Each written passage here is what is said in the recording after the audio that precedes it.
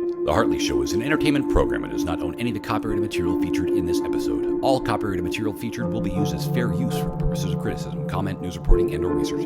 Taki. Today on The Hartley Show, I'm going to be talking about DC's atomic powerhouse and mighty might, the atom.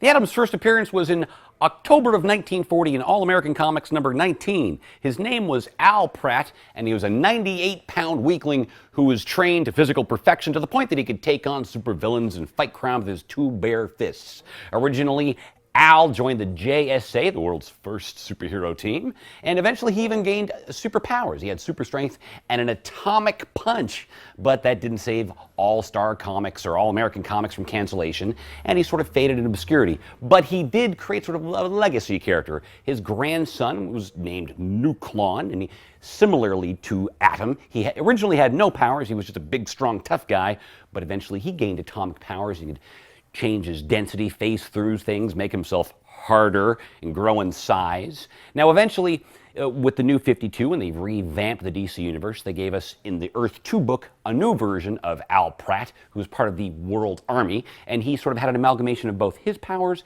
and Nuklon's powers. He could grow large, I think he could affect his density, and he had the atomic punch as well. Now, currently, that version of the Atom, the original Atom, the new version of the original Atom, is dead, but you can't keep a good Atom down. He'll be back soon. And now from Northern FanCon in Prince George, Batman. Hi.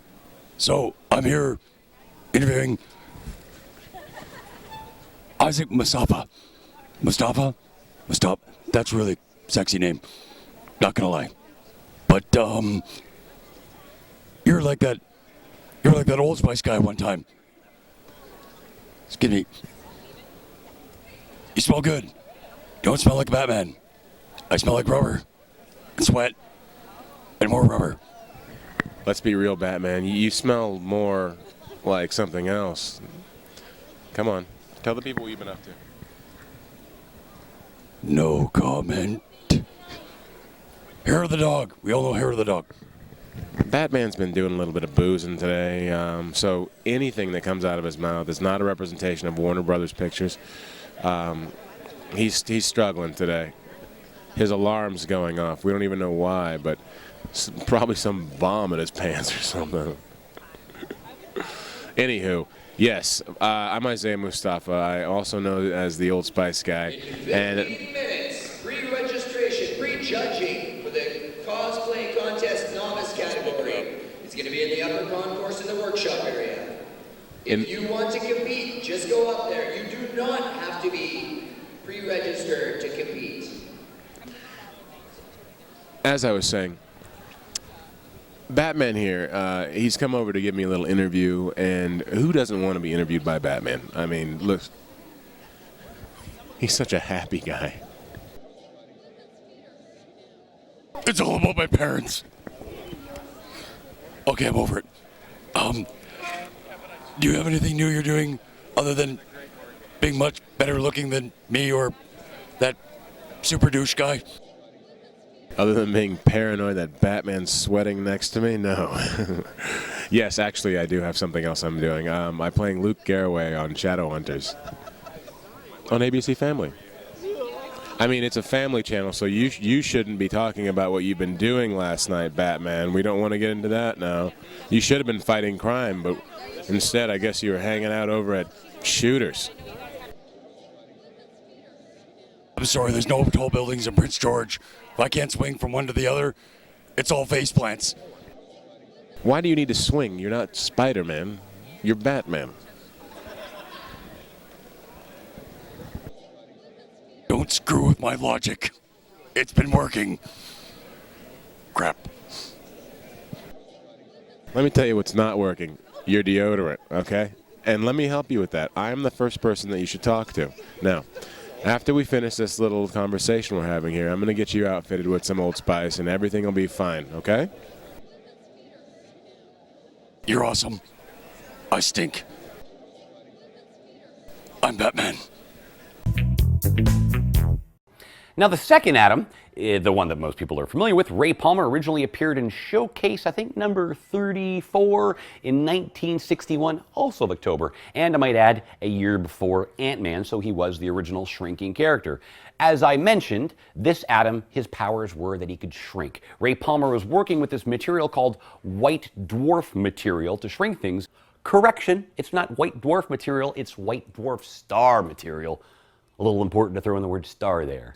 It wasn't going right. Everything he was shrinking would blow up after an hour. And eventually, through some sort of mishap, he ended up figuring out how to shrink things, but he had to use this belt to change his size. He also had control over his weight, so he could make himself as small as an atom, but have the weight of a full-grown man at 180 pounds. And Ray Palmer was also one of the premier scientists of the DC Universe, but even though he was really, really cool, his book didn't last that long. I think it lasted about 38 issues or so. Now, he never quite faded into obscurity, became a main member of the JLA, but he did have weird iterations. At one point, they turned the Atom into this. He was stuck at like 4 inches and was a barbarian with a sword riding on the back of toads. And then eventually he got sort of turned into this weird teenage version of himself. He could grow, and then eventually he just vanished into sort of this weird obscurity after his wife killed the elongated man's wife.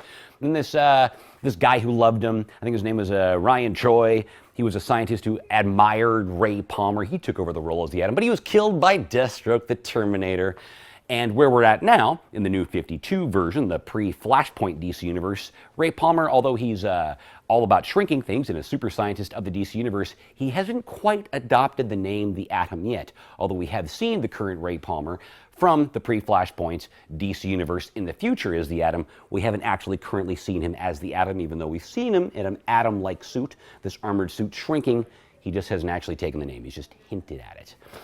Now, we also have Ray Palmer, of course, on CW's The Arrow show thing going on there. Now, most people have been complaining about this version of Ray Palmer because he hasn't shrunk yet, even though he kind of has already. The season finale of Arrow ends with a giant explosion when Ray is applying his shrinking technology to his suit, and it looks like he's dead, but as we've seen in the trailer for Legends of Tomorrow, he can, in fact, shrink now.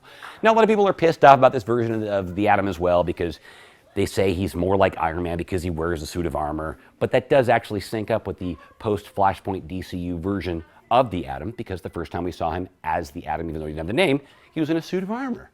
So suck it, fanboys. And once again, Batman. I'm Batman. It's really warm here, BG, but I managed to wrangle one of the greatest actors I've ever known. Michael Hogan. What? Hey, buddy. That guy. Hey, hi. Are you recording? You were recording. Okay, what do you want to know, man? You were in Battlestar Galactica, one of the greatest Yeah. sci-fi shows ever. Yeah, probably don't have that in frame. You just stepped my foot, you fucking idiot, man. Jesus. Okay, what? Batman, sorry. I'm sorry. Oh, yeah, shit. You even played, at one point, a CW, or no, Smallville. You played Deathstroke. Well, I played General Slade and then Deathstroke in the second episode, yeah. But you were the first. I was the first Deathstroke, yeah. That's right. I hate that guy. By the way, this is cool. Well, the hate doesn't come into it, man. What do you want to know, man? What's your favorite scotch? Oh, you told me this morning what it was. Remember? Well, you don't remember last night. No. You told me this morning. No, what my favorite scotch. that never happened. Yeah. See, well, why are you bringing it up on TV, buddy?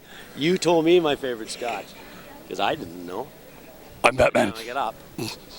But this isn't going on TV, I hope. Is there any shows you're working on soon? Fargo. I've got an arc on the second season of Fargo. I don't know if you've seen the first season. I don't know if you saw the movie, Batman, if you do go to the movies. But they did, FX did 10 episodes last year, which was amazing.